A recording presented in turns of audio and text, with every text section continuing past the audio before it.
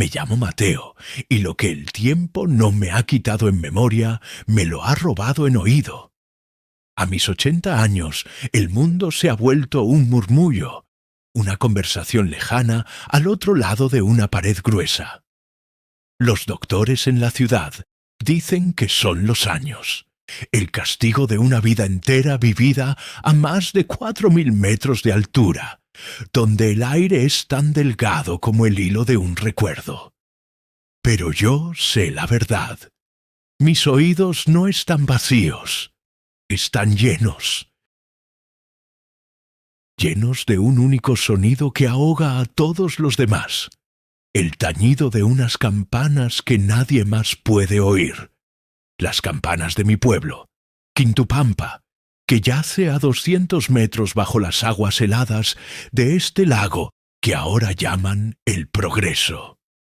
Ellos lo ven como un triunfo de la ingeniería, una vasta extensión de agua azul que alimenta las turbinas y da luz a ciudades cuyos nombres ni siquiera conozco. Yo solo veo un sudario, la lápida líquida más grande del mundo, y cada día, cada noche, sobre todo cuando el viento del altiplano sopla con furia, las oigo. Las campanas de nuestra iglesia, la voz y el eco, llamando a una misa de difuntos que nunca termina. Pero antes de sumergirme en las profundidades de esta historia, antes de contarles cómo la modernidad nos ahogó, con promesas de un futuro que nunca fue nuestro, permítanme que les pida, a ustedes que escuchan desde el otro lado del silencio, un pequeño favor. Las historias como la de Quintupampa son como las casas de adobe de mi pueblo. Si nadie las cuida, el tiempo y la indiferencia las convierten en polvo. Si creen que estas memorias merecen un dique contra el olvido, les invito a suscribirse a este canal.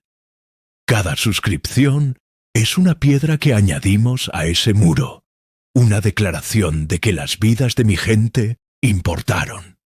Denle un me gusta a este relato, no por mí, sino por cada hombre, mujer y niño que duerme bajo esas aguas. Me gusta es como el tañido de una campana que se une a las mías, haciendo que su eco viaje más lejos, rompiendo la quietud de la indiferencia. Y, por favor, déjenme sentir su compañía en mi soledad. Escriban un comentario abajo diciéndome desde qué ciudad y qué país me están escuchando. Quiero imaginarme este lago, mi prisión y mi santuario, rodeado por un círculo de luces lejanas, las luces de sus hogares, unidas por el hilo invisible de esta historia. Su comentario es un mapa que me demuestra que Quintupampa, aunque borrado del mundo, puede existir en el corazón de todos ustedes. Gracias. Ahora, dejen que el agua se aclare y les muestre lo que fue. Quintupampa no era un lugar, era un ser vivo, un nido de casas de adobe y techos de paja aferrado al regazo de un apú, una montaña sagrada que nos protegía y nos vigilaba. Vivíamos según el ritmo de la Pachamama, la Madre Tierra. Nuestros días estaban marcados por el sol, nuestras cosechas por la luna y nuestras vidas por las tradiciones que nuestros abuelos habían heredado de los suyos. El agua que ahora es nuestra tumba era entonces nuestra fuente de vida. Un río cristalino que bajaba del glaciar del Apu, cantando sobre las piedras. La vida era dura, no lo negaré. El frío quemaba y el sol rajaba la piel. Pero era una vida honesta, tejida con los lazos de la comunidad. Si una familia perdía su cosecha, todo el pueblo compartía la suya. Si una casa necesitaba un techo nuevo, todas las manos del pueblo se unían para levantarlo.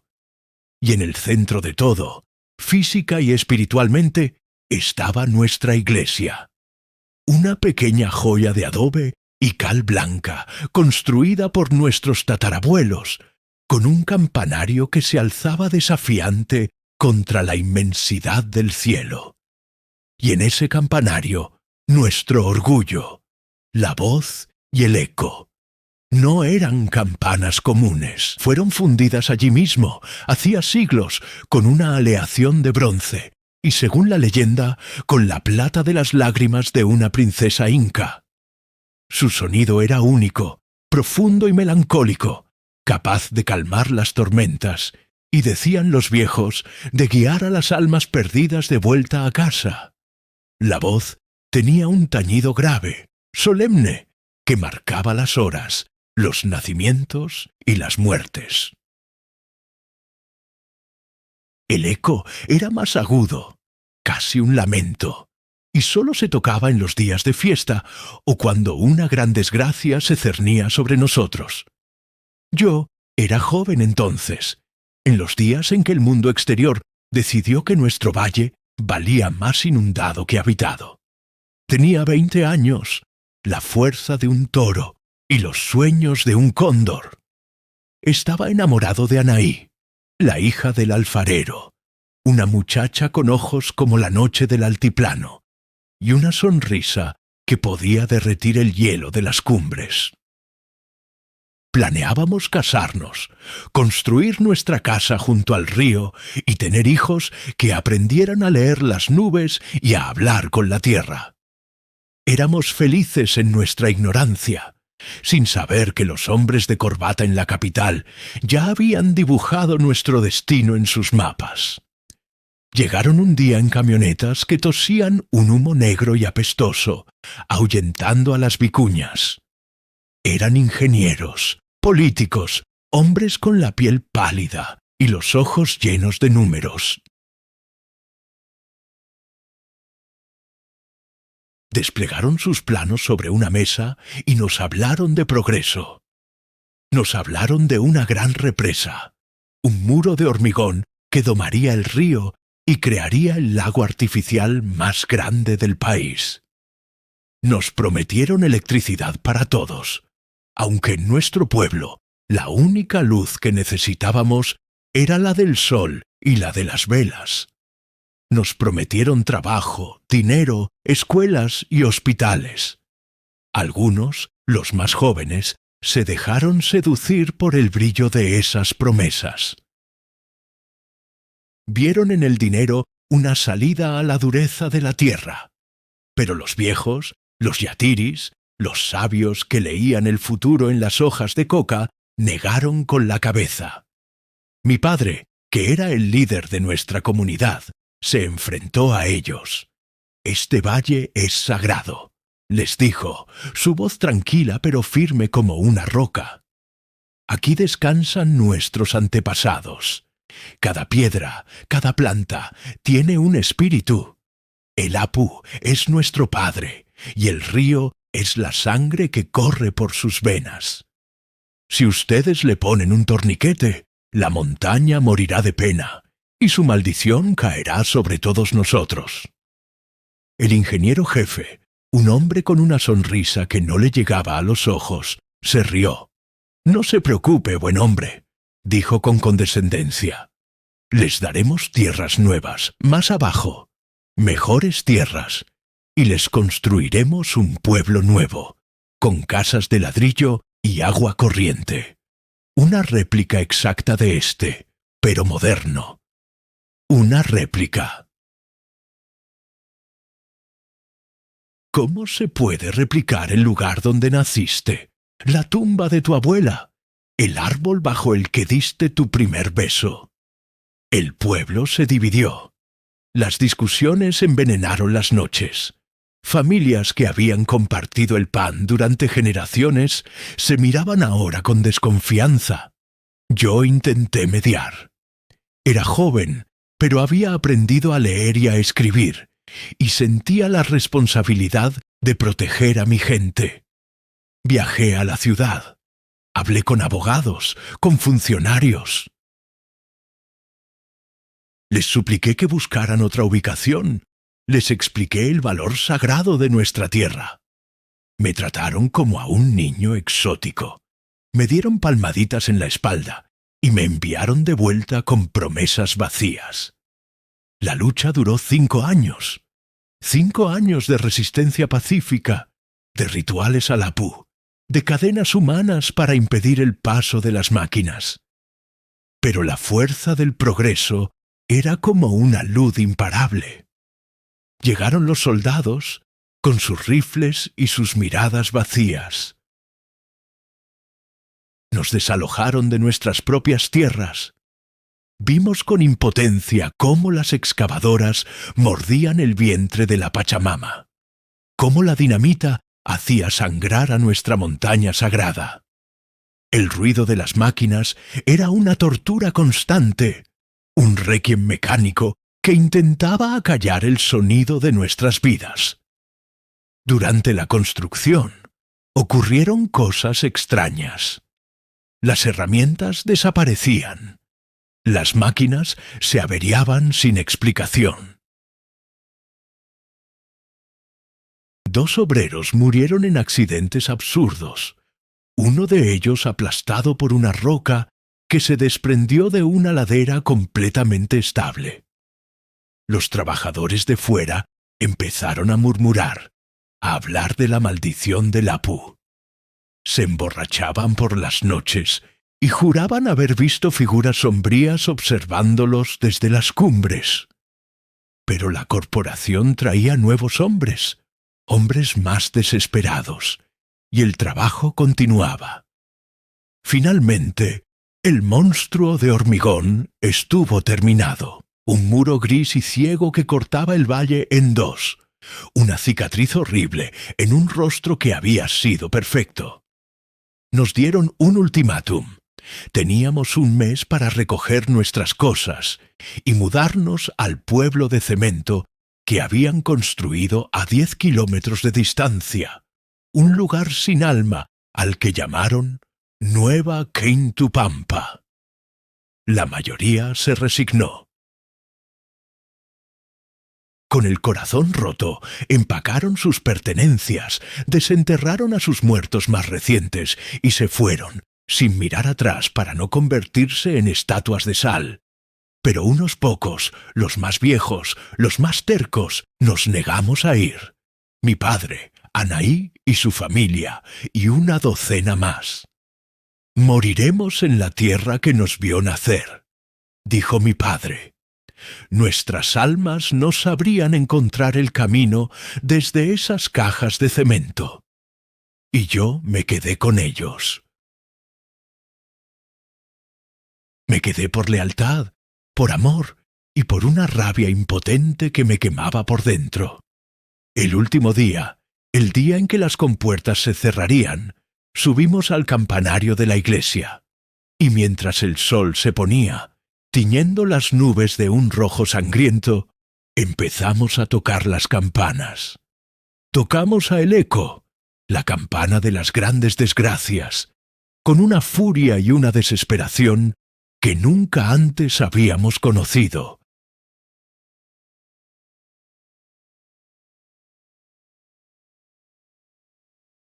Su lamento se extendió por el valle condenado, un grito de desafío contra el cielo, contra los hombres, contra el destino. Era el último latido de Quintupampa, y juramos en ese momento que no sería el último que el mundo oiría de nosotros. El bronce vibraba contra nuestras manos, no con el frío del metal, sino con el calor de nuestra rabia acumulada.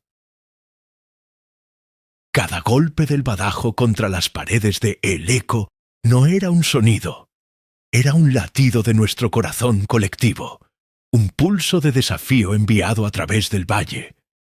El lamento de la campana, agudo y penetrante, se aferraba a las laderas de las montañas, rebotaba en los cañones y se elevaba hacia un cielo que se oscurecía con una indiferencia cruel. No tocábamos por nosotros, los que nos quedábamos.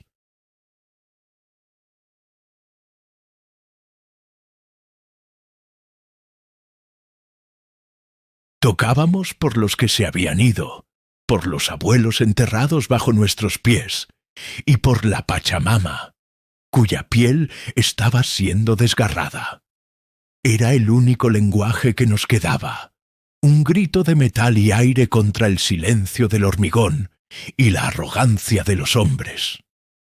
El sol se hundió por completo, y en el crepúsculo el mundo se tiñó de un azul profundo y melancólico. Fue entonces cuando oímos el cambio.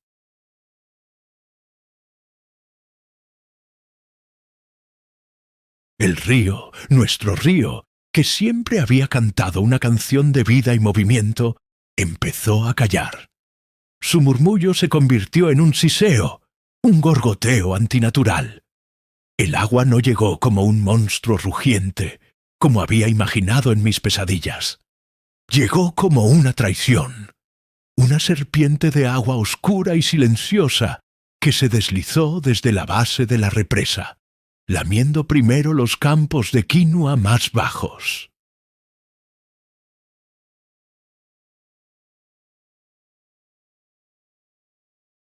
Vimos desde el campanario cómo la oscuridad del agua se fusionaba con la oscuridad de la noche, borrando lentamente los contornos de nuestra tierra. Nos refugiamos en la iglesia, la quilla de nuestro barco de adobe en un océano creciente. Encendimos cada vela y cada lámpara de aceite que pudimos encontrar, llenando el pequeño espacio con una luz temblorosa que proyectaba nuestras sombras, largas y nerviosas, contra los muros pintados con santos de ojos tristes. Éramos 13 almas, mi padre, con el rostro tallado en una serenidad granítica. Se sentó en el primer banco, con las manos entrelazadas sobre sus rodillas, como si esperara el comienzo de una misa. Los padres de Anaí rezaban en voz baja, susurrando antiguas plegarias en quechua que se mezclaban con el latín de los rosarios. Los otros eran ancianos, de esos que tienen las raíces tan hundidas en la tierra que ya no pueden ser trasplantados. Y estábamos Anaí y yo. Nos sentamos en el coro, cerca de la escalera que subía al campanario, con las manos entrelazadas. Su piel estaba fría, pero su agarre era firme. «Tengo miedo, Mateo», me susurró, su aliento cálido en mi oído. «No del agua. Tengo miedo de que nuestras almas no encuentren el camino en la oscuridad». Le besé la frente. «Nuestras almas están juntas», le respondí, con una convicción que no sentía del todo. «Y las campanas las guiarán. Por eso no podemos dejar de tocar». Nos turnábamos en el campanario. 2 de nosotros subíamos a la oscuridad helada y tirábamos de las cuerdas, manteniendo vivo el lamento del eco. El sonido, ahora, era diferente. Con el valle llenándose de agua, la acústica había cambiado. El eco se había vuelto extraño, húmedo, como si la campana llorara lágrimas de verdad. El mundo exterior se iba ahogando en un silencio acuático, y el único sonido real era el de la campana sobre nuestras cabezas, una tormenta de metal que nos envolvía, que vibraba en nuestros huesos, que se convertía en el único pulso del universo. A medianoche sentimos la primera sacudida, un temblor que no venía de la tierra, sino de los cimientos de la iglesia. El agua había llegado.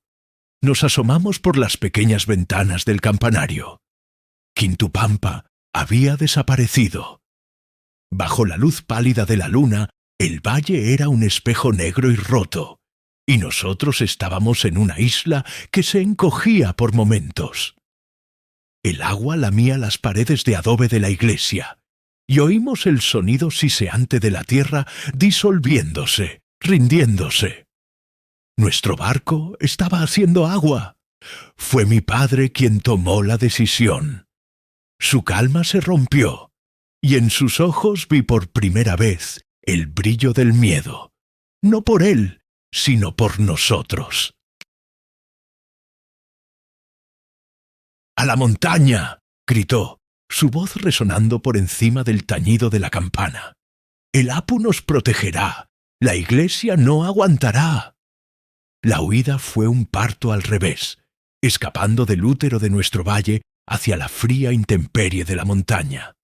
Abandonamos la iglesia, nuestro último refugio. El agua ya nos llegaba a las rodillas, un líquido helado y espeso de barro que tiraba de nosotros hacia abajo, como si las manos de nuestros ancestros ahogados nos pidieran que nos quedáramos. Dejamos de tocar la campana, y el silencio que siguió fue más aterrador que cualquier sonido. Nos ayudamos unos a otros a subir por el sendero de los pastores, el camino que llevaba a las faldas del Apu. Los ancianos, con una fuerza nacida de la desesperación, trepaban por las rocas con una agilidad que no les correspondía. Yo llevaba a la madre de Anaí a cuestas, mientras su padre la empujaba desde abajo.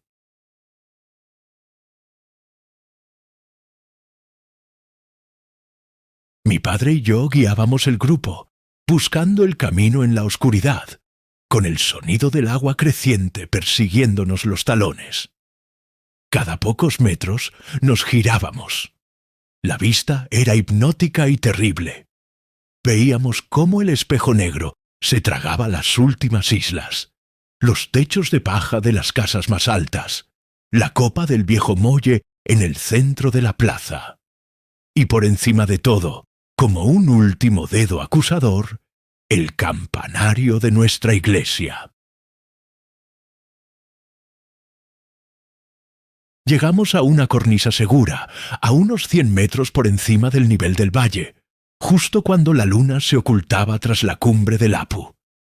Estábamos exhaustos, empapados, temblando de frío y de shock. Desde allí observamos el final. El agua ya lamía la base del campanario, y entonces ocurrió el milagro o la maldición que sellaría mi vida para siempre. Las campanas empezaron a sonar de nuevo, solas. Primero la voz, con su tañido grave y solemne. Luego el eco, con su lamento agudo. No era el toque frenético y desesperado que nosotros habíamos producido.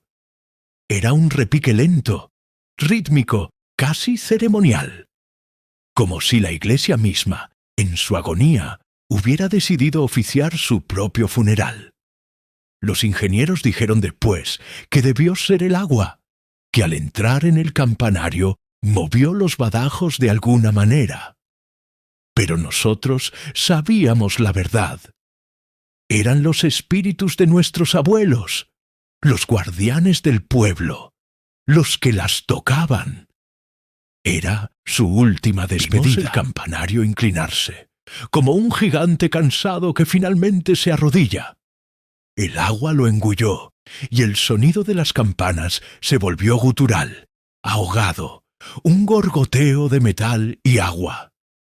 Hubo un último destello de la cruz de plata en la punta del chapitel, y luego la negrura líquida lo cubrió todo.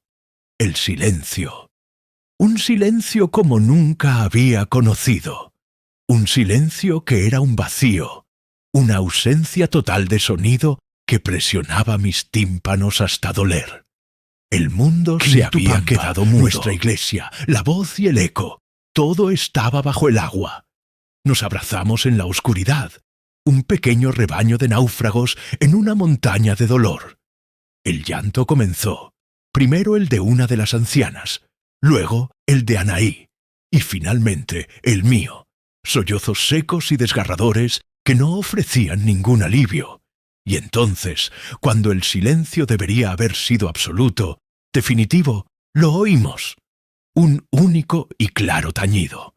Grave, profundo, inconfundible. La voz. El sonido no venía del aire. Parecía venir de todas partes a la vez. De la tierra bajo nuestros pies, del agua oscura a nuestros pies, y directamente del interior de mi propio cráneo.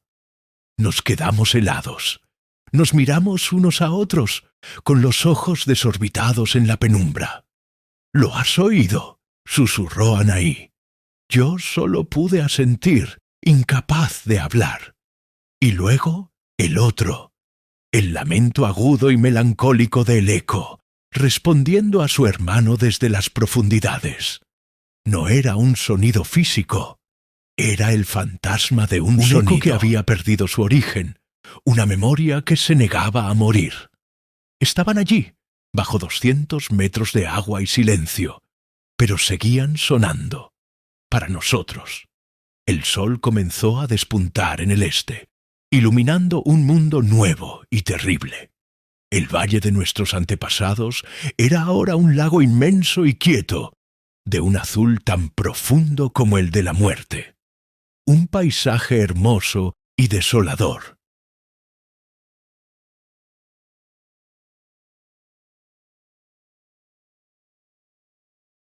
Y en mis oídos, que desde esa noche empezarían a cerrarse para todo lo demás, acababa de nacer una orquesta fantasma, una que me acompañaría por el resto de mis días, recordándome a cada instante que mi pueblo no se había ido. Simplemente había aprendido a hablar desde el fondo del silencio. El primer sol sobre el lago El Progreso no trajo calor, sino una claridad helada que nos desnudó el alma.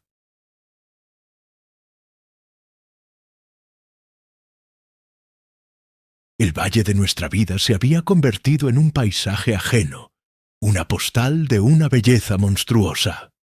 El agua, de un azul cobalto tan intenso que dolía mirarla, era un espejo perfecto que reflejaba un cielo sin nubes y bajo su superficie un infierno de recuerdos. Éramos 13 estatuas de sal, mirando la tumba de nuestro propio pasado. Y las campanas no callaban. El tañido fantasma se había convertido en el latido de nuestro nuevo mundo silencioso. Era un pulso constante, un metrónomo que marcaba un tiempo que ya no era el de los hombres.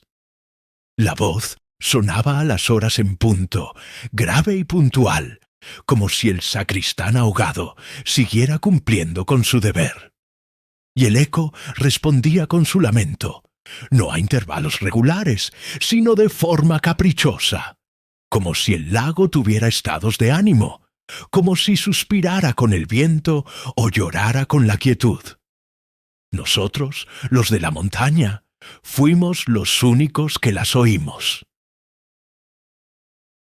Nos convertimos en la comunidad de los escuchas. Nuestra primera decisión, tomada sin palabras, con meras miradas de entendimiento, fue no bajar. Bajar significaba aceptar la derrota, mudarse a esas cajas de cemento de Nueva Quintupampa y declararnos sordos. Decidimos quedarnos allí, en las faldas del Apú, como los antiguos anacoretas, para ser los guardianes del sonido, los únicos testigos de que Quintupampa no había muerto, sino que había cambiado de lenguaje. Construimos un nuevo pueblo, si es que se le puede llamar así. Fue un acto de pura terquedad. Lo llamamos Atalaya del Eco. No eran más que unas pocas chozas precarias, levantadas con las piedras sueltas de la montaña, con techos de paja que arrancamos de los pastizales más altos. Era una vida al límite, una existencia de cóndores. Volvimos a las formas más antiguas de supervivencia. Cazábamos vizcachas, recolectábamos raíces y aprendimos a cultivar papas en terrazas imposibles que construimos con nuestras propias manos. El lago, nuestro enemigo, se convirtió también en nuestro sustento. Aprendimos a pescar sus truchas, peces extraños y pálidos que habían sido introducidos por los hombres de la corporación. Cada vez que lanzábamos nuestras redes, sentíamos que estábamos pescando en las calles de nuestro propio pueblo. y cada pez que sacábamos nos parecía un alma rescatada, o un recuerdo con escamas. La vida en Atalaya del Eco era una sinfonía de contradicciones. El sufrimiento físico era inmenso. El frío nos calaba hasta los huesos. El viento era un cuchillo constante y el hambre nunca andaba lejos. Pero espiritualmente nunca habíamos estado tan unidos. El sonido de las campanas era nuestro nexo, nuestra Biblia, nuestro calendario. Sabíamos qué hora era por el toque de la voz. Sabíamos cuándo se acercaba una tormenta, porque el lamento de el eco se volvía más frenético y desesperado. Y sabíamos cuándo uno de los nuestros estaba a punto de morir, porque las campanas tocaban un doble lento y solemne que sólo nosotros podíamos oír, un anuncio fúnebre que nos llegaba desde las profundidades. Anaí y yo nos casamos en esa montaña. No hubo fiesta, no hubo sacerdote, no hubo iglesia de adobe. Nuestra catedral fue la cúpula del cielo, nuestro altar una roca plana que miraba al lago, y nuestra música nupcial fue el tañido de la voz y el eco, que ese día, lo juro, sonaron con una extraña alegría, como si nos dieran su bendición desde su tumba de agua. Nos prometimos amor eterno no hasta que la muerte nos separara, sino hasta que el sonido nos uniera para siempre. Nuestro amor, forjado en la tragedia, era de una clase diferente. Estaba lleno de silencios compartidos, de miradas que lo decían todo, porque las palabras a menudo sobraban, ahogadas por el sonido constante que habitaba en nuestros oídos. Vivíamos una existencia dual. De cara al lago, éramos los guardianes de un misterio sagrado. De cara al mundo, éramos los locos de la montaña.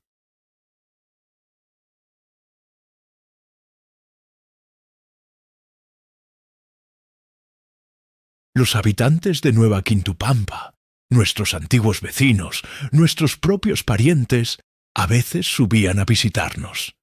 Nos traían comida, ropa vieja y miradas de lástima.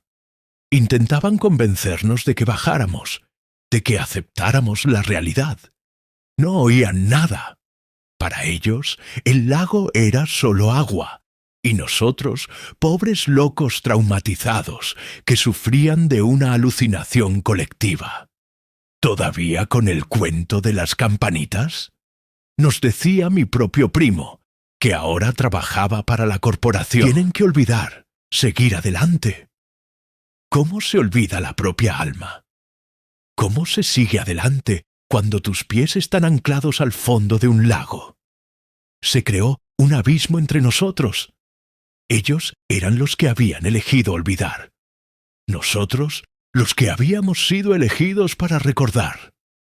Los ingenieros de la represa también subían de vez en cuando. Traían equipos, geófonos, aparatos para medir las vibraciones.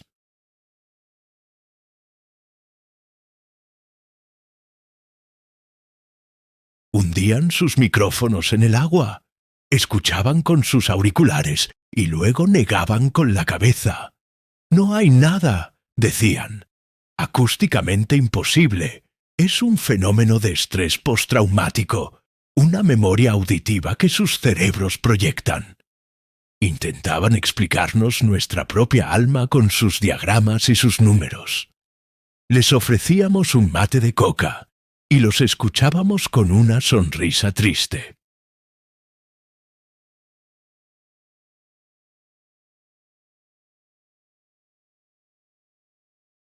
¿Cómo explicarle el color rojo a un ciego? La leyenda de los locos del lago que oían campanas fantasmas se extendió.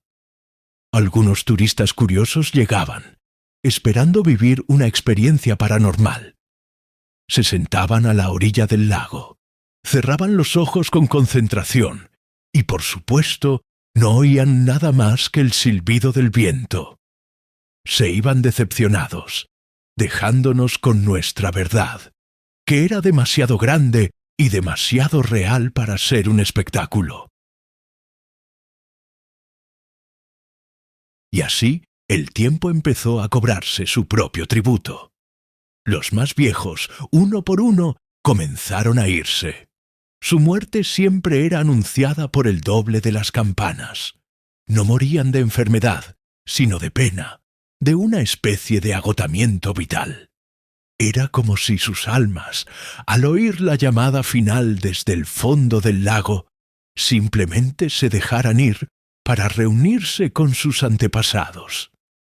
Cada vez que uno moría, lo enterrábamos en la ladera de la montaña, en una tumba que miraba al agua, y con cada muerte el pequeño círculo de escuchas se reducía. El sonido, sin embargo, no disminuía. Al contrario, era como si la energía acústica de los que morían se repartiera entre los que quedábamos. Mi padre fue el último de los ancianos en irse. Murió una noche, sentado frente a la entrada de nuestra choza, con los ojos abiertos y fijos en el lago. Las campanas tocaron para él un requiem tan poderoso y solemne que sentí el frío del bronce en mi propia alma. Antes de morir, me hizo prometerle dos cosas: que nunca abandonaría la montaña y que nunca dejaría de escuchar. «Tú eres el puente, Mateo», me dijo, su voz un susurro de hojas secas. «Eres el que puede contar la historia. No dejes que nuestro sonido se muera». Con su muerte, me convertí en el patriarca de un pueblo menguante. Éramos solo 5: Anaí, sus padres y yo. Y fue entonces cuando empecé a notar el cambio en mí. El sonido de las campanas, que para los demás era un acompañamiento, para mí se estaba convirtiendo en la melodía principal. El mundo exterior, la voz de Anaí, el crepitar del fuego, el llanto del viento, todo empezó a sonar más bajo, más lejano, como si alguien estuviera bajando lentamente el volumen de la vida. Las campanas, en cambio, sonaban cada vez más claras, más ricas en matices. Podía distinguir la vibración de la voz, de la resonancia de el eco. Podía sentir la tristeza en un largo y la advertencia en un staccato. Me estaba convirtiendo en un experto en un lenguaje que solo existía en mi cabeza. Anaí se dio cuenta. A veces me hablaba y yo no respondía, perdido en la sinfonía fantasma. Veía la preocupación en sus ojos, la tristeza de estar perdiéndome, no a otro mundo, sino a otro sonido. Estaba pagando el precio de ser el puente. Para poder oír a los muertos con tanta claridad, estaba empezando a quedarme sordo para los vivos. Y esa fue la maldición más cruel de todas: estar rodeado de amor, pero empezar a oír solo el eco de la pérdida. El tiempo en atalaya del eco no se medía en años, sino en ausencias. Con cada estación fría que nos curtía la piel, nuestra pequeña comunidad se encogía un poco más. Los padres de Anaí fueron los siguientes. Primero su madre, una mujer dulce cuyo espíritu parecía haberse quedado en su taller de alfarería el día de la inundación. Las campanas tocaron para ella un doble tan suave y delicado que sonó como una canción de cuna, y ella simplemente se durmió junto al fuego para no despertar. Un año después, su padre, un hombre robusto que se había consumido en la tristeza, la siguió. Su requiem fue diferente, un único y potente golpe de la voz, resonante y final, como el sonido de una gran vasija de barro al romperse.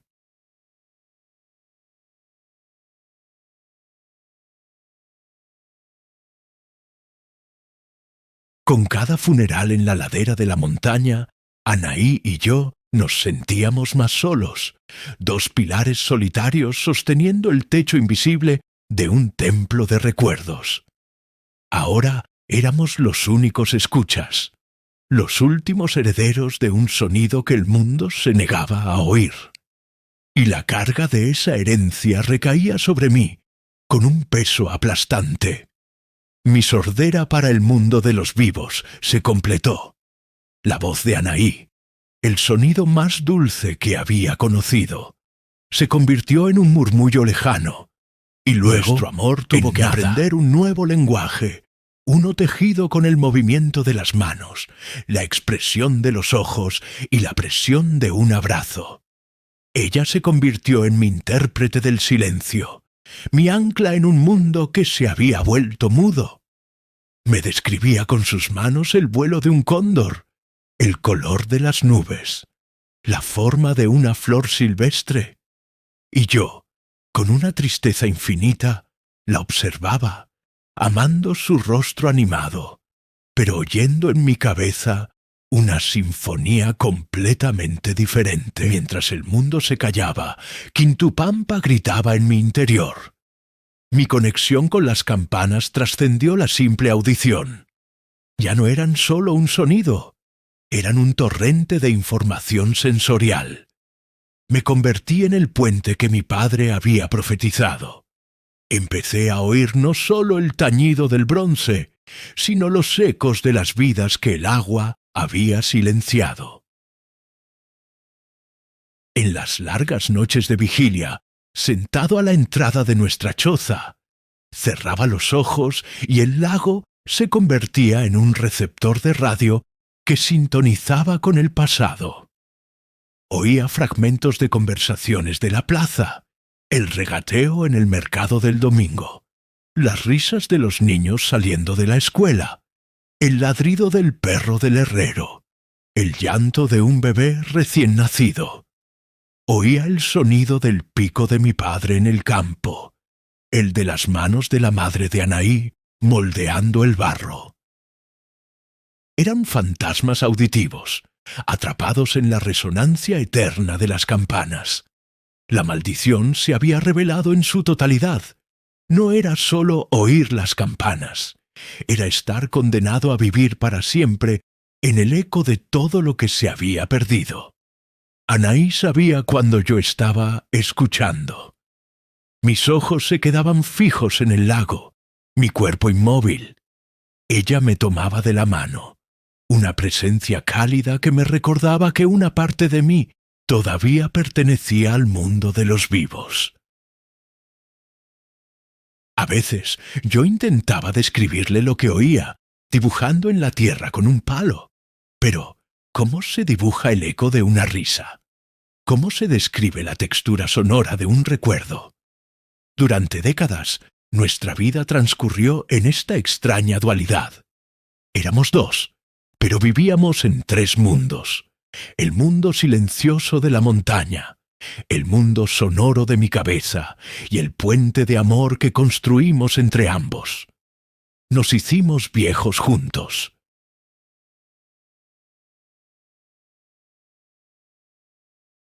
Vimos nuestros rostros surcarse de arrugas, nuestros cabellos volverse del color de la espuma del río. La leyenda de los locos del lago se desvaneció, reemplazada por la indiferencia. El mundo de abajo, el de Nueva Quintupampa, siguió adelante. La represa trajo la electricidad trajo la televisión, y la televisión trajo un nuevo tipo de olvido. Los hijos de nuestros antiguos vecinos ya no sabían quiénes éramos. Para ellos, solo éramos dos viejos ermitaños que vivían en la montaña prohibida. Nosotros no los juzgábamos. ¿Cómo podrían recordar algo que nunca habían conocido? Nosotros éramos los únicos que sabíamos que el progreso se había construido sobre una Atlántida andina, una ciudad sumergida cuya alma se negaba a callar. Fue en el 50º aniversario de la inundación, un día gris en que el viento soplaba con una furia especial, que las campanas cambiaron su lenguaje. El repique dejó de ser melancólico y predecible. Se volvió frenético, caótico. La voz y el eco sonaban a la vez, sin ritmo ni armonía, creando una disonancia que me taladraba el cráneo. Ya no era un lamento, era una alarma. Anaí, aunque no podía oírlo, lo sintió. Vio el pánico en mis ojos, sintió la vibración en el suelo, vio cómo los pájaros huían de la zona en bandadas aterrorizadas. Nos acercamos al borde del acantilado y observamos el lago. El agua, normalmente tan serena, estaba en el centro agitada. Exacto del lago, justo encima de donde sabíamos que estaba la iglesia, se había formado un remolino. El agua giraba sobre sí misma, creando un embudo oscuro que parecía querer succionar el cielo. Las campanas en mi cabeza sonaban ahora con una violencia inaudita, como si estuvieran siendo golpeadas por un gigante enfurecido. Era un sonido de advertencia, un grito de ¡peligro! ¡Algo va a pasar!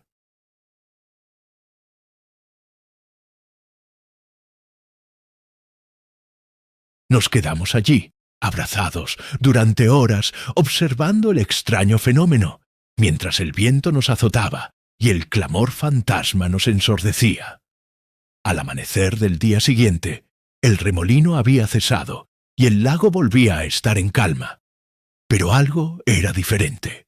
Flotando en el centro del lago, en el mismo lugar del vórtice, había un objeto. Era grande, oscuro, de madera. Al principio, pensé que era un tronco arrastrado por alguna corriente subterránea. Pero a medida que el sol se elevaba y la luz iluminaba la escena, mi corazón se detuvo. No era un tronco, era la puerta, la gran puerta de madera de algarrobo de nuestra iglesia. Estaba allí, flotando en la superficie después de 50 años en las profundidades, y parecía nueva. La madera no estaba hinchada ni podrida. El hierro forjado de sus bisagras no tenía ni una mota de óxido. Y en el centro de la puerta, tallado a mano por mi tatarabuelo, el sol incaico que adornaba la entrada nos devolvía la mirada, con sus rayos de madera pareciendo tan afilados como el día en que fueron tallados. Anaí ahogó un grito que yo no pude oír, pero que vi en la tensión de su rostro. ¿Cómo era posible? La madera debería haberse descompuesto, el hierro debería haberse corroído, pero estaba allí, perfecta, un pedazo intacto de nuestro pasado flotando sobre nuestra tumba. Lo comprendí, con una claridad que me heló hasta la médula. El lago no destruía. El agua, quizás por la falta de oxígeno a esa profundidad, quizás por la bendición o la maldición del Apu, no había reclamado nuestro pueblo. Lo había preservado. Quintupampa no era una ruina en el fondo. Era una ciudad durmiente, un pueblo en ámbar, conservado en el tiempo, esperando. Y ahora, por alguna razón que escapaba a mi entendimiento, empezaba la devolución. El lago, después de 50 años de silencio, estaba empezando a devolver lo que se había tragado. Y ese pensamiento, la idea de que los fantasmas de mi cabeza pudieran empezar a tomar forma física, fue infinitamente más aterrador que el sonido de cualquier campana. La aparición de la puerta fue el principio del fin de mi mundo silencioso. Se convirtió en una celebridad macabra.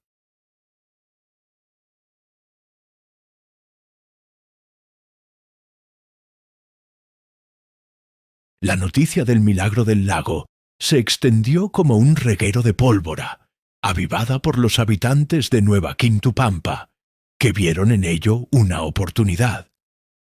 Vinieron periodistas, científicos, equipos de televisión.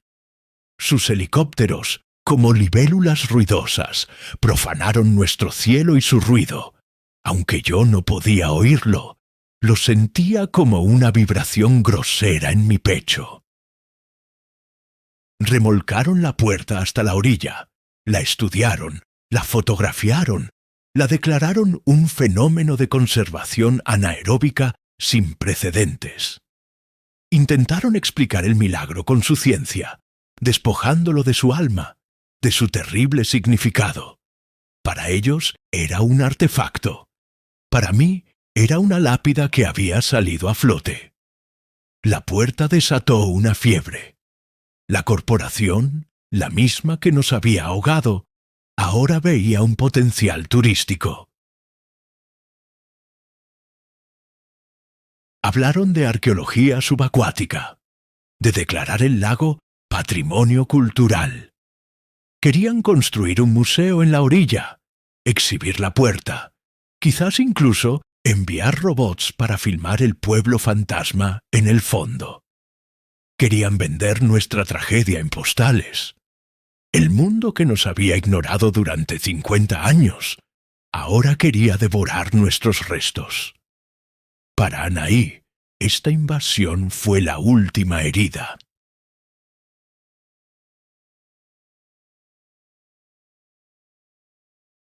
Ver a esos extraños manoseando la puerta de nuestra iglesia, la última reliquia tangible de nuestro hogar, fue una profanación que su espíritu no pudo soportar. Se fue apagando, como una vela en una corriente de aire. Una mañana, la encontré sentada en nuestra roca, mirando el lago, con una sonrisa serena en los labios y los ojos abiertos, pero ya sin ver este mundo. Las campanas, mis campanas, tocaron para ella. No fue un requiem triste, sino un repique claro, casi alegre, como si la voz y el eco celebraran que su alma, por fin, iba a casa. La enterré junto a los demás, en la ladera de la montaña, y con ella enterré la última parte de mí, que todavía estaba viva en el silencio. Ahora sí estaba completamente solo, el último escucha, el último recuerdo. Y mi cuerpo, como si hubiera estado esperando la partida de Anaí para rendirse, comenzó a fallar. Mis 80 años cayeron sobre mí como Pero mientras una mi avalancha. cuerpo Se debilitaba, mi conexión con el lago se hizo total. Ya no necesitaba cerrar los ojos para oír el pasado. Quintupampa vivía en mí, un torrente constante de sonidos, voces y música. Oía los cantos de la siembra, las discusiones de mis padres, el primer llanto de mi sobrina. Y por encima de todo, oía a Anaí. Oía su risa. La oía llamándome por mi nombre, no como un eco, sino con una claridad imposible, como si me hablara desde el otro lado de una puerta muy fina. Las campanas ya no eran un sonido en mi cabeza, eran mi propio pulso. La voz marcaba el latido de mi corazón cansado y el eco era el fluir de la sangre en mis venas. Me convertí en una campana humana, una vasija de carne y hueso que contenía el alma sonora de un pueblo entero. Los hombres de la ciudad, los del museo, a veces subían a verme. Me ofrecían un lugar en un asilo, comida caliente, una cama limpia.